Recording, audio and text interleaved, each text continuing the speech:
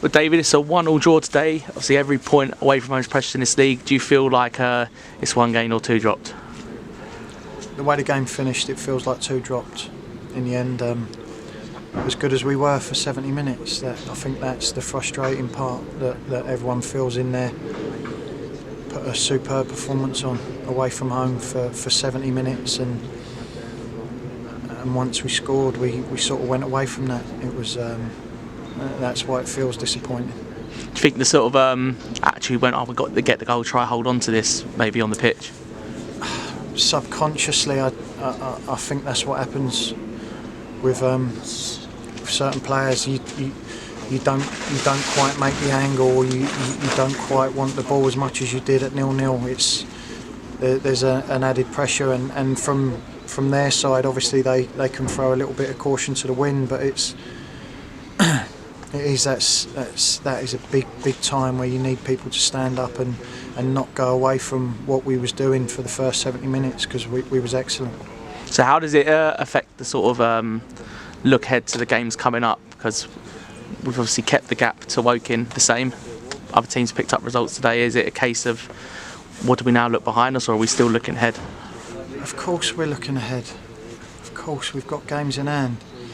Yes, we're getting sucked into it a little bit because of those games, but like I've told you before, we want to put as many points on the board as we possibly can, and as you say, it's another point today away from home, but we sort of feel that it's two dropped because of the performance for 70 minutes.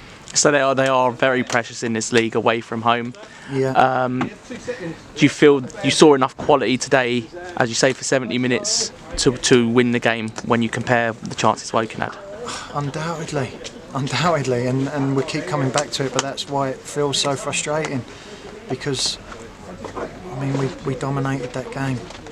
Maybe did we create unbelievable goal scoring opportunities? I think we had 2 or 3 real good half chances in the first half.